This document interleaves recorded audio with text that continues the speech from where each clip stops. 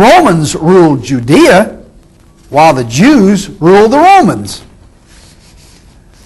11th and lastly, a well-known courtroom scene is found in Mark 14:61 to 64, which says, quote, "The high priest asked him," that is Jesus, "Art thou the Christ, the Son of the Blessed? And Jesus said, I am. And you shall see the Son of Man sitting on the right hand of power. Then the high priest rent his clothes and said, What need we have of any further witnesses? You have heard the blasphemy. What think ye? And they all condemned him to be guilty of death." Unquote. Several problems accompany this sequence of events. A, Jesus, it was charged, had declared himself to be the Son of God. This, if true, would not have constituted blasphemy. It was no offense against the law for a man to claim that he was the Son of God.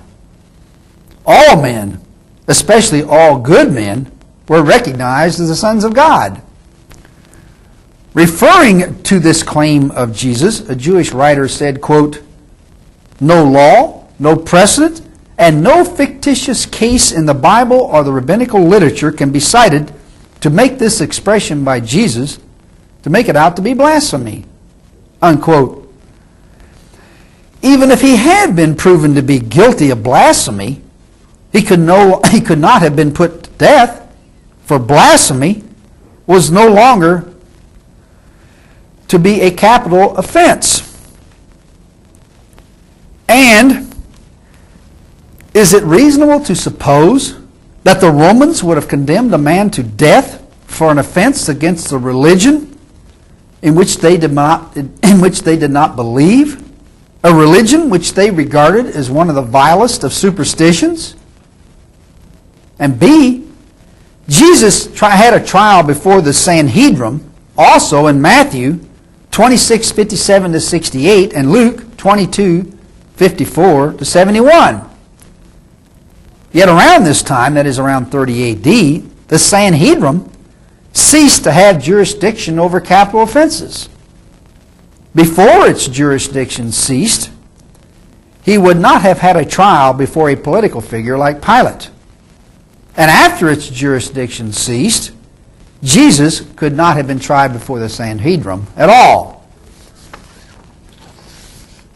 In summary, as one authority noted, anywhere from 14 to 27 legal infractions exist in connection with the trial of Jesus. Among other things, the meeting was held at night in the residence of the high priest during Passover and under circumstances that prevented a quorum of 23. No defense witnesses were called.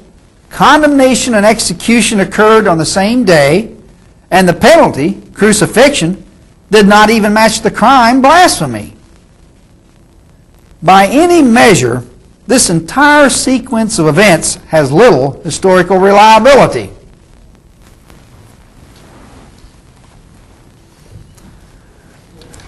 We'd like to conclude by referring to the apologetic book entitled When Skeptics Ask by Geisler and Brooks, and follow that up with a lengthy letter from one of our readers.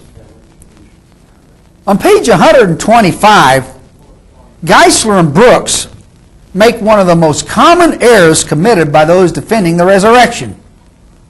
They state, quote, "The most outstanding proof that Jesus rose from the dead is that he was seen by more than 500 people on 12 different occasions," unquote. They're relying on Paul's statement in 1 Corinthians 15:5 to 6, which says, quote, "He, Jesus, was seen of Cephas," that's Peter, "then of the 12.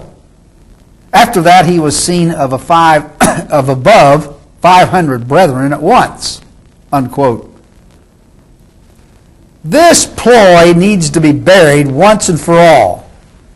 At no time did 500 people ever say that they saw Jesus after the resurrection. Paul says 500 people saw Jesus. And Paul only refers to one sighting, not 12. This is the same Paul who says in Romans 3:7, quote, "For if the truth of God hath more abounded through my lie unto his glory, why yet am I also judged as a sinner?" Unquote. On page 71, in his book entitled Jesus, a Prophet of Islam, Muslim scholar Muhammad Rahim said in regard to this comment by Jesus, quote, this comment by Paul, quote, "It would seem from this statement that although he knew he was lying, Paul felt that the end justifies the means, but it is not understood how truth would abound through a lie," unquote.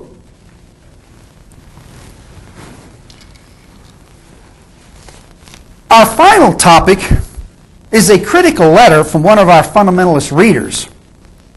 He says, quote, "Thank you for reading my tract entitled In Devil's Hell that I sent you. I hope that you'll also read my tract entitled Today's Key to Everlasting Life that I've enclosed. You've asked me to respond in kind by reading Biblical Errancy. I read issue number 2. You said that my tract avoided the issue and evidence entirely. However, that's not true. The issue I pointed out in your second edition is that you must be born again. My tract dealt with that subject alone. You need to be saved more than anybody I know. The reason I say that is because you are so bent on trying to prove the Bible false. The Holy Spirit must be reproving you of sin, so to avoid this point, you're trying to air condition hell. There are no air conditioners in hell. It's just hot all the time. The issue, therefore, is, are you born again? Please answer that question openly," unquote. To all of this I said, your letter is rather long, Mike, but I'll try to respond to everything. First, I read your small tract entitled Today's Key to Everlasting Life and found it to be false in many ways. First, it claims to know the specific procedures one must follow in order to be saved. This can't be done, as I showed in some recent programs on this TV show, since the Bible is hopelessly inconsistent in this regard. Second, it claims all have sinned, which clearly contradicts such verses as Genesis 6:9 and Job 1:1, which say Noah and Job were perfect. Third, you cite to me Hebrews 9:27, which says, "It is appointed unto men once to die, but after this the judgment," while failing to realize that this verse contradicts 1 Thessalonians 4:17, which says, "Then we which are alive and remain shall be caught up together with them in the clouds to meet the Lord in the air, and so shall we ever be with the Lord." It contradicts 2 Kings 2:11. "There appeared a chariot of fire and horses of fire, and parted them both asunder. And Elijah went up by a whirlwind into heaven." And Hebrews 11:5 is also contradicted. It says, "By faith Enoch was translated that he should not see death, and was not found because God had translated him. For before his translation he had pleased God," unquote. All three of these verses clearly show instances in which people went to heaven or to God without dying. Fourth, your tract says you must admit that you are a sinner who deserves to die and go to hell. According to Christian beliefs, this is true of anyone the moment he becomes a human being.